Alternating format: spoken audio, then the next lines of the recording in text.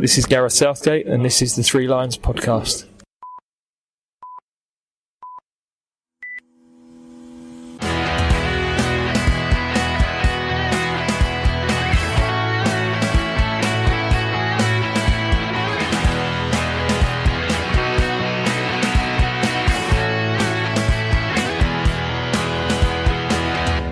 Hello and welcome to the Three Lions podcast. My name is Russell Osborne and this is an independent England supporters podcast.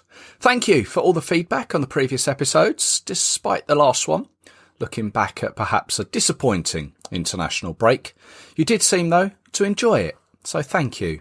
Now over the past year I've been speaking with England fans about their very first England away game, and it's still something I'd like to continue with going forward to in the next year. So if you'd like to share some memories, please do get in touch. I'll let you know how to do that at the end of the show. But this time, we're speaking with Hugo Malim about his. That's coming up very soon. But first, the World Cup qualifying draw happens on the 7th of December at 5 p.m. UK time. Now, my knees tremble at the thought of a raffle being drawn and me having to make a choice between a bottle of cheap red or a box of chocolate matchmakers, let alone the possible destinations I could go to following England. So if you don't know the possibles yet, let me try and explain.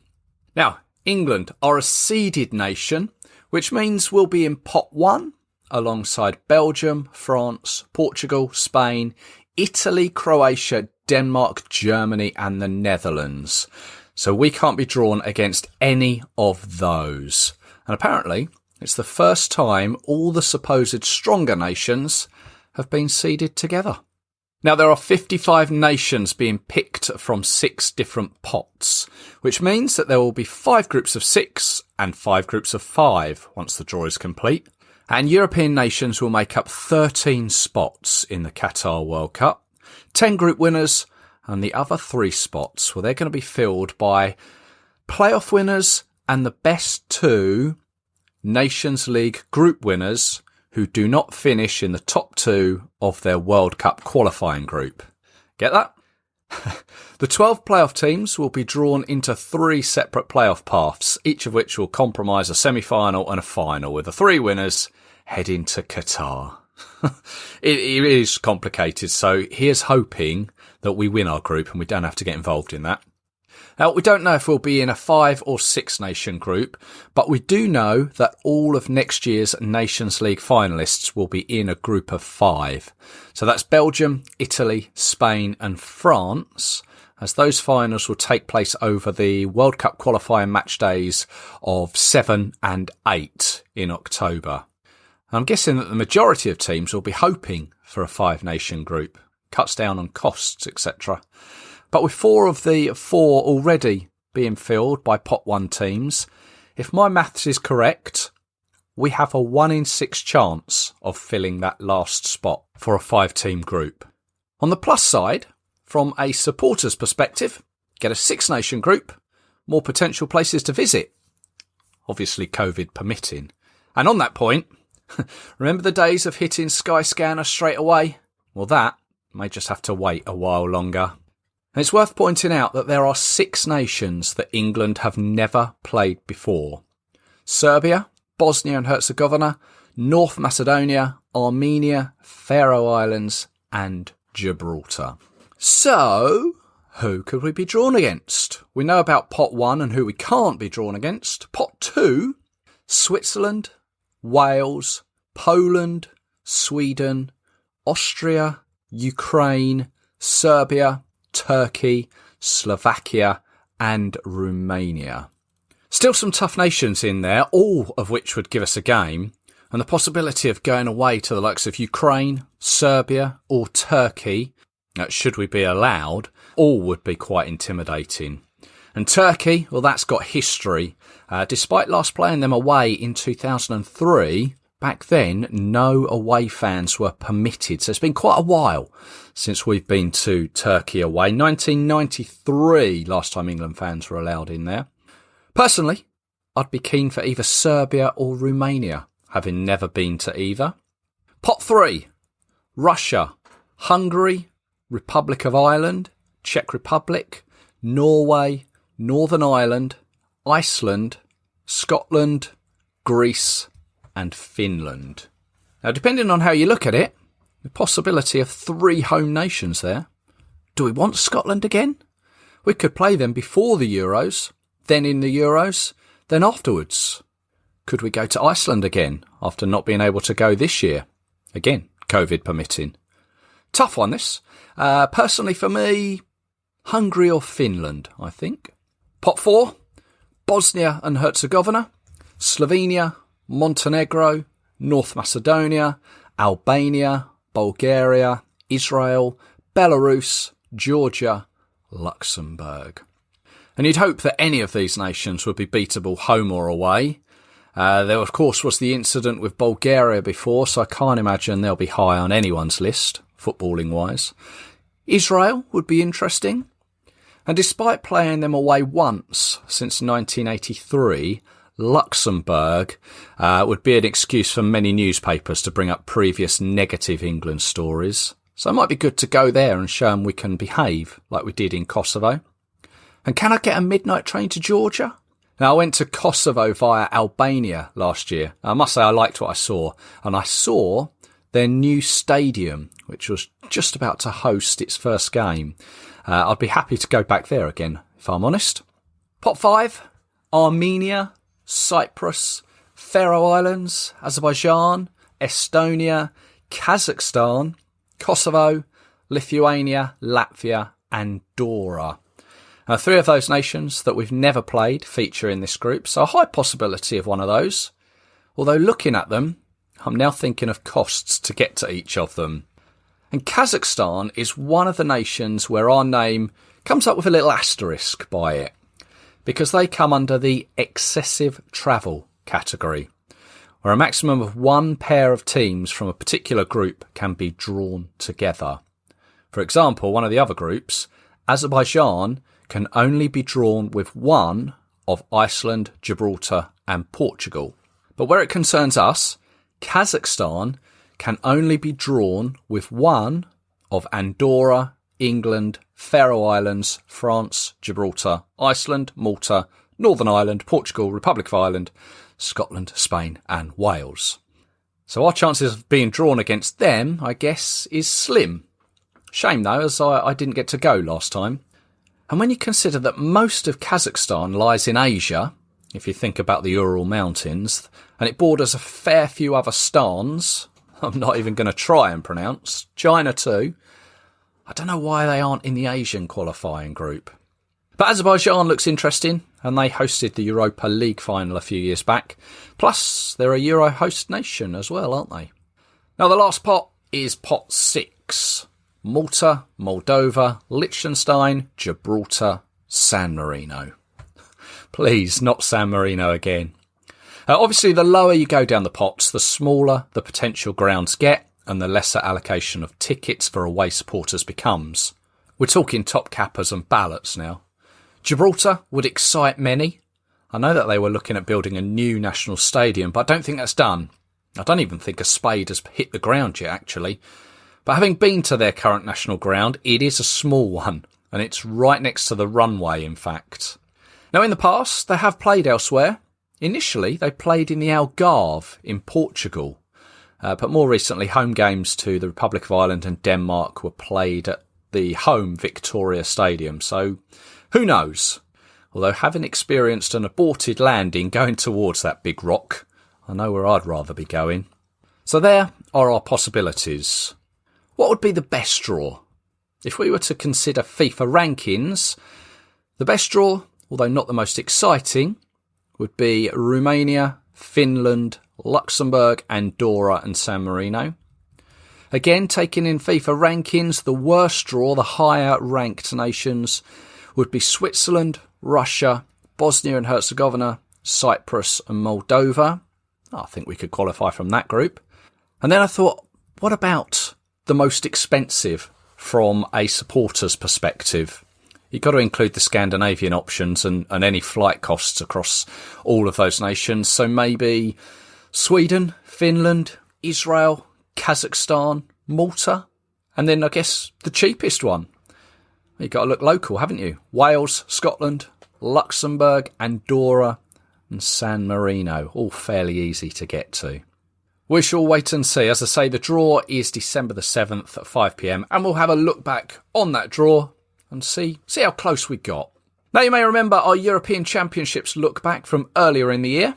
The one that was supposed to conveniently lead up to the start of the tournament. Anyway, the last in that series was a chat with Hugo Malim, who told us about Euro 2016. Well, I'm delighted to say he's returned with memories of his first England away game.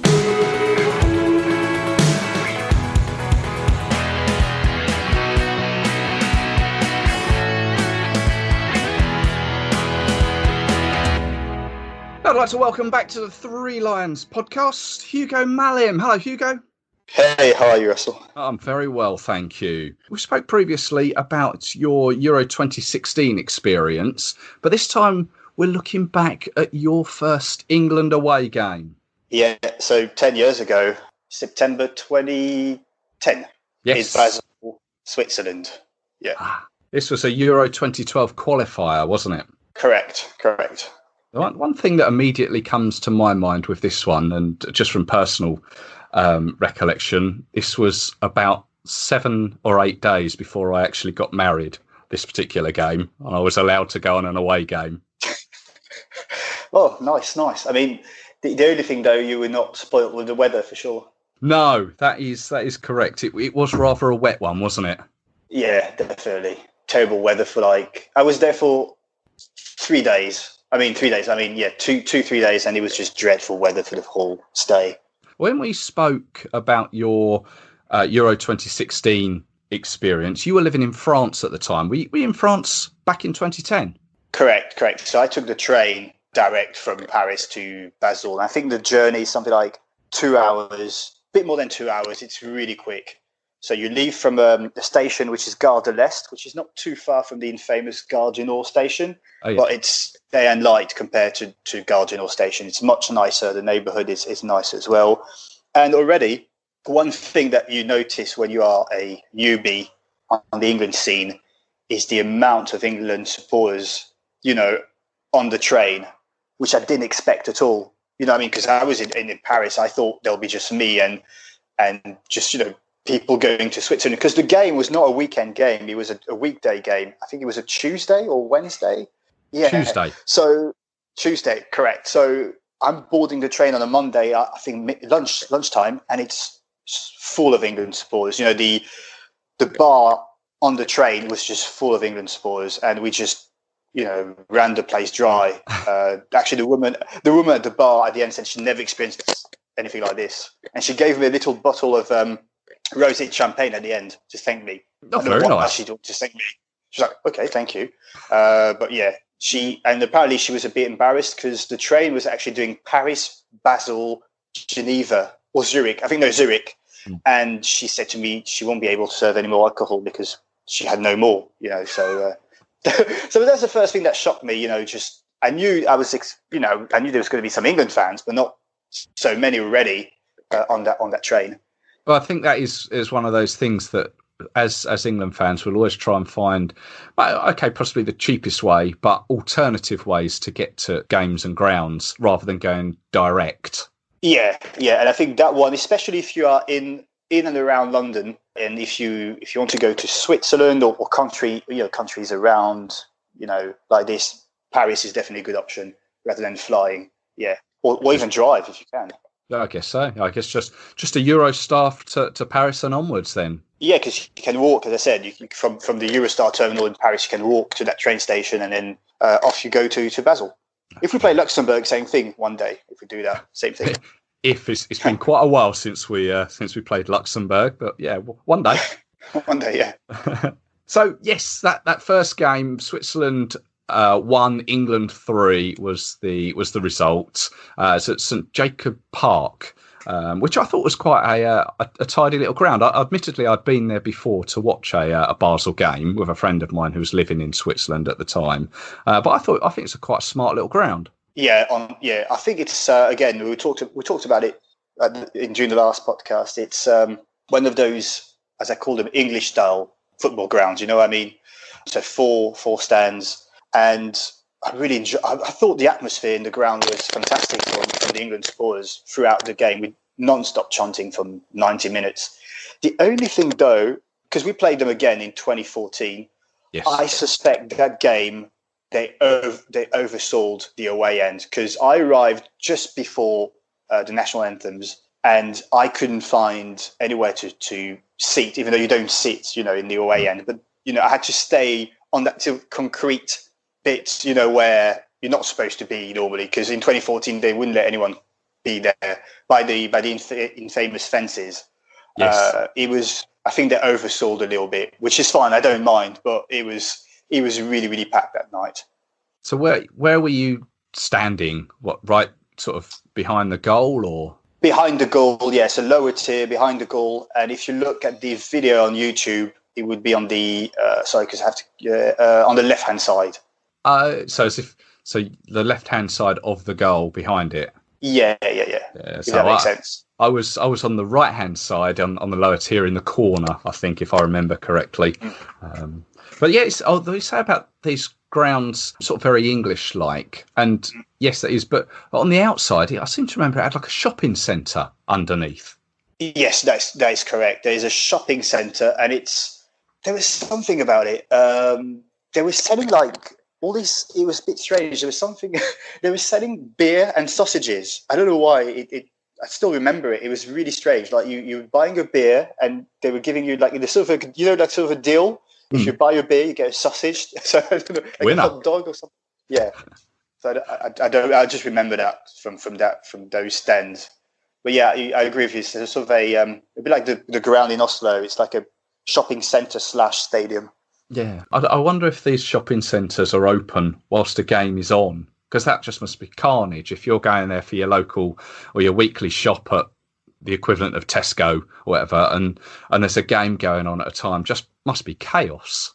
The only thing I can compare it with is Stade de France in outside of Paris, and they do open the the local Tesco, as you call it, during match day. So it's a bit strange, for the locals, because they go and buy their fruits and meat, and then you've got all the spores buying their beers. So it's a bit strange, but it's open, yeah. Digress a little there. I'm just trying to remember back, because having been to Barcelona a few times, I remember there's an English pub, and was it called Pickwick's, I think?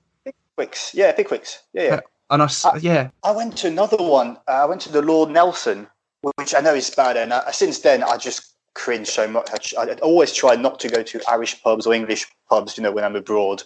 But it was really expensive. So I understand completely why people were drinking on the streets, which I did, I'll admit it, in 2014. But what I noticed again, there was no locals whatsoever. It was just English everywhere. So in that pub, but on the streets, in the local cafes, in all the hotels, in the parks, everywhere. Which is a very strange experience, because when you travel, you see local people doing their own thing. Yep. They had seemed to just have, I wouldn't say disappear, but just change their habits to let us do whatever we wanted to do. So on the Monday night, when I went for a beer and I met all these fans from different clubs and different cities around the UK, there was just no one there except us and the girl serving us. It was just really strange, because when you do go out on a Monday night in another city, you'll find people just, having a drink. There, it was just, I don't know, for me, it was just a new experience. Like, I don't know, I never experienced anything like this before following England. 2,000, 3,000 supporters can just invade a city for 3 days. Yeah. So were you, your first England away game, were you on your own? Yeah, so what happened was I went to the World Cup in Cape Town with a French friend. We stayed there for 10 days, a bit more than 10 days. And I saw France, Uruguay 0-0, and then England, Algeria 0-0. So a great trip, football-wise. And then after that, I just really wanted to follow England away. I just thought, despite the football, I'm loving it. But I couldn't find anyone who would be crazy enough to do it. So I just thought, I'm just going to go, and I'm going to meet people along the way. And that's how I did it. So did you find that people were approachable? Yeah. Oh, yeah. Definitely. After a few It was beers. actually, I met some Brentford fans, and they were just like, "Yeah, don't stay on your own. Come and join us. Have a beer with us." That's how it happens, really. Just a lot of people just say to you, "Look, I was like you. I started on my own, and now I'm friends with X, Y, Z for the past 10, 12 years. Don't stay on your own. Come and join us." Yeah, no, it's great. Yeah. It's such a common theme when going on an England away trip. Yeah, exactly. I didn't see any hostility really on that trip for sure. And then when we did actually encounter some Swiss fans, which didn't happen, as I say, until we arrived at the ground. Again, same thing, which that surprised me as well, because unfortunately the press gives you the impression that the local population and the local fans are not going to like you, and it's not the case. Local fans quite like England supporters and English football, so they were all very friendly. There was no trouble at all. Yeah, no, that's good to hear. I know that Swiss football can have its trouble, like many other nations do. But you're right. I mean, there's very little trouble that I remember from this particular game. I mean, the game, but I don't think it was anything spectacular. Rooney scored, didn't he? Adam Johnson and Darren Bent and Shaqiri, who's now at Liverpool, isn't he? Or I think he's on his way out of Liverpool, scored for the Swiss in the game. Yeah, I just saw the highlights this afternoon. There was a red card, which I completely forgot about. I think it was harsh. Because it was raining and the pitch was, what it was. I think the red card was really harsh. What I do remember is that we played really well, especially Steven Gerrard played really well. Bearing in mind, after the World Cup that we had, I thought we played well. Also bearing in mind that Switzerland was the best team in that group. Yes, Wales were in our group in 2012, but we're not the Wales of today and the Wales of, let's say, 2016. Bulgaria were terrible, as they unfortunately are. No offense, I know a lot of people from Bulgaria listen to the podcast. And who else? And Montenegro were probably a bit better than they are now. But yeah, so we beat Switzerland, who were probably our rival in the group, and I thought we played really well. Again, in a very good atmosphere, but under torrential rain, which is never very nice. I mean, you mentioned the atmosphere, and I do remember the Swiss having they were all given their flags to wave, and I seem to remember when the team came out, the whole ground was awash with all Swiss flags. But in England, a section of England fans making themselves heard down the front in a quite different way, weren't they? Yeah, definitely. Yeah. We've heard. You mean the ones jumping on the fence? Jumping on the fence rattlers, yes. Yeah, the fence rattlers. Yeah, it especially happened, to be fair, when we scored. As far as I remember, so some people might have to correct me on that one, but what I do remember is that people were jumping on the fence when we scored, every time England scored.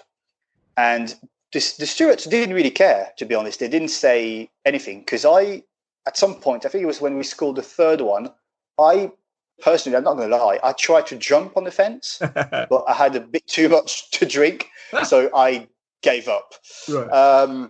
And so what happened after the game, someone decided to make a flag called the Fence, and put on the flag Fence Rattling Ultras, to create a little group, as a tongue-in-cheek sort of joke. Nothing sinister about it. No. I saw the flag a couple of times, actually, at Wembley. And then what happened was, it's super strange. The article is still online from the Daily Mail. There was a bit of, I wouldn't say trouble, it was just some people being a bit drunk in Copenhagen, throwing beer, which happens, as you know, from time to time. It happened in Turin, it happens in Germany.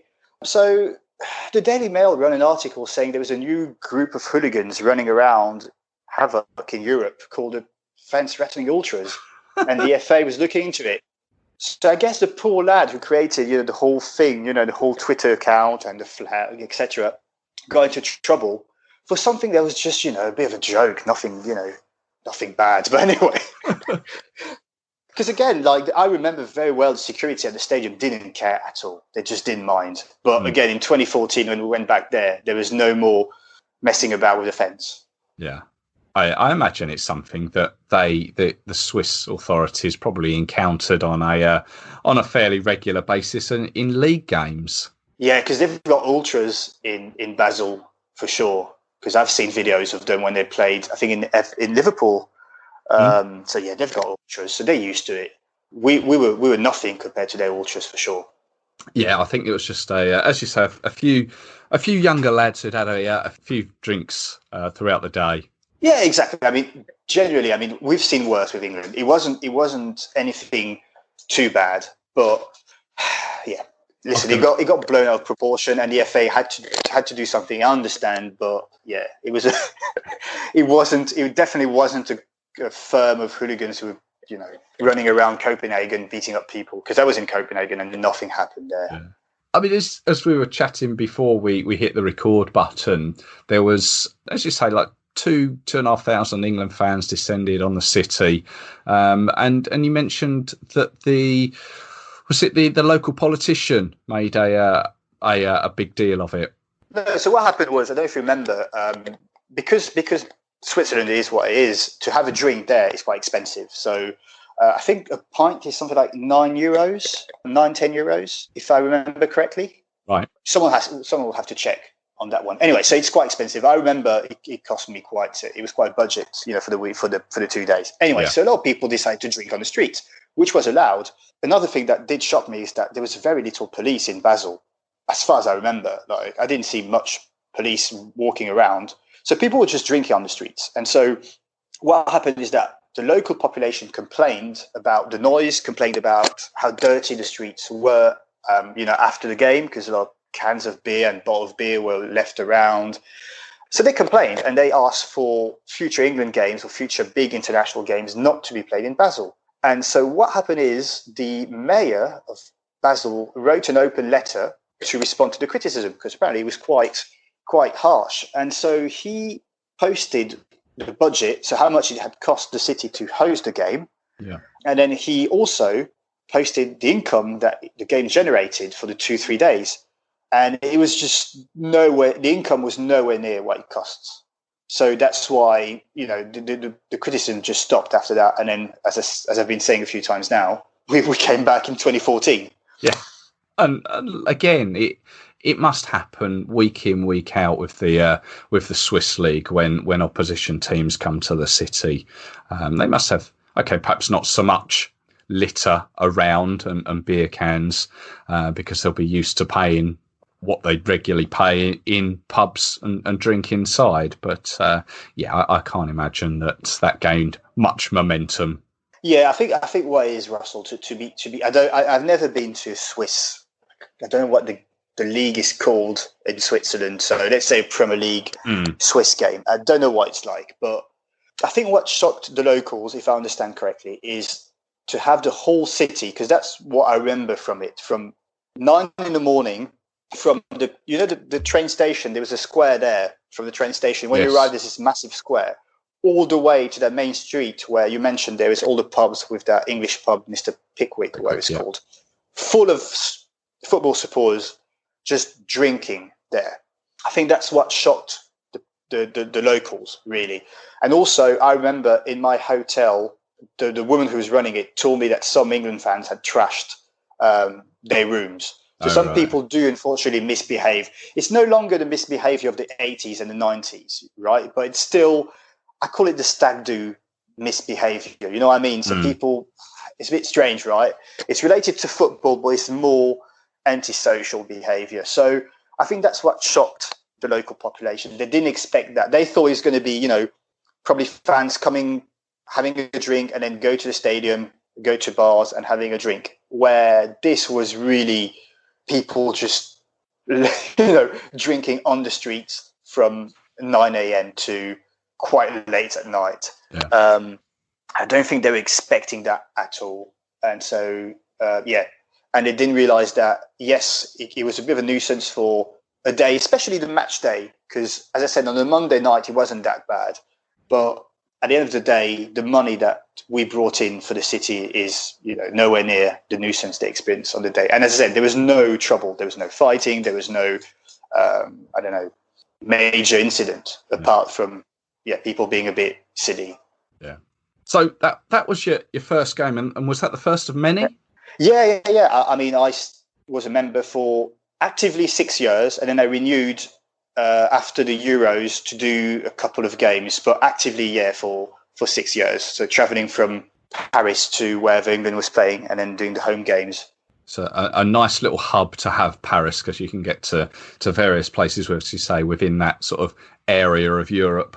Yeah, exactly. And I mean, the main thing I noticed when I was reading the message board, that the FA had, was that I was not affected by, flight being, really expensive, because for me, it didn't change anything. When the games were announced, Air France or whoever would not, increase the prices. So that was okay for me. It was, we were not affected. And also, as I said, I could also use trains rather than flying for certain countries. So that was pretty good. Yeah. As perhaps a England fan listening to this who hasn't been on an away game yet, but is thinking, once we're allowed to, because we're speaking at the moment whilst we're still in a period of limbo, not knowing when we're going to be able to go to games again. But what would you recommend to someone who's thinking, yes, I'd like to go to my first England away game? Wow. What would I recommend? I know it sounds stupid, but do your homework, because my mistake for that Swiss game, I didn't do my homework. I know it sounds stupid. So I had booked, obviously, the trains, but in terms of hotels and all that, I hadn't done my homeworks properly. So, yeah, do your homeworks. That's the first thing. And my second one is to try and enjoy the city, visit it, just, maybe half a day, but try and walk around the city, try and, experience it. Because my first few away games were mostly on the beer, and that was a bit sad, to be honest. But perhaps people need to, they hear that that's what England is like, and perhaps they need to do that just to get it out of their system before realising actually there's other things that we can do. Exactly. What else? And I think as well, I'm saying it because it's been said so many times on different social media platform and message board, is don't try and necessarily gather where all the England fans are. The infamous where are we all drinking, where are we all staying? These questions that pop up all the time. There's going to be England fans everywhere. So just try and find a little spot that is nice, more than gather in big groups somewhere. That's my advice, really. That's, the best away trips I've done is really where we found a little spot, really, and locals would walk in, and that's the best ones. And these are with England fans that you've met since that first day, is it? Well, to be honest, not really, no. So I met some England fans during the game in Basel. We did bump into each other at a later stage, but the ones I'm still friends with were actually much later, was in Sofia in 2011. Yeah, so that was another trip, but Basel was the first one. It was and again, that's another thing that I think you've mentioned it, so I'm not going to dwell on it too much, but also keep your rivalries at home, because when you're going to follow, England abroad, we're all on the same boat anyway. You're going to meet people from all over the country, even people that are not English, as you've touched upon on different episodes. So there's no point, coming up to someone and say, "Hey, I support X, you support Y." We're not going to be, we're going to be rival. We're going to have a punch up. It's a bit silly. Yeah, no, I thoroughly agree. It's one of the strange things that does follow England away is a club rivalry, and I think we can put that aside for 2 or 3 days if we all want to get along, and it is again just that little minority. Yeah, no, exactly. But exactly. So for someone that is new with England, I would recommend to stay, open-minded, because most people don't really leave the football rivalry aside when they travel with England. And there's a last one I would say, but that's more because of me having lived abroad, and I've noticed it with Paris Saint-Germain having English and British teams playing in Paris, and had British supporters coming into my neighbourhood, is try and be careful sometimes and be mindful of the locals. So that could be a bit strange for me saying that when I went to Basel and I was a bit, on the beers for 2 days. But, you never know, because you might be with your mates, some of the newbies that want to join England might travel with their friends, and that's fine. But you never know what could happen. You could, have one beer too many or one shot too many, lose your friends, and be in a city you don't know the language, you don't know where you are, and you're lost, and that can be very scary. You know what I mean? So that would be my advice to, someone who wants to join England, the England scene, and wants to travel the world. Just be a bit mindful, because, chanting 10 German bombers on your own at 1 a.m, maybe not a good idea. Yeah, very, very sensible. Sensible advice. Yeah. It was a good first trip, especially the fact that we won. I always feel bad for those that, their first away with England was a defeat, or worse, like a 0-0 draw when nothing happened. I was lucky. It was a win. It was a great atmosphere, and it was great. Yeah. Excellent. Hugo, thank you very much for taking the time to tell us about it. No problem. Pleasure, Russell.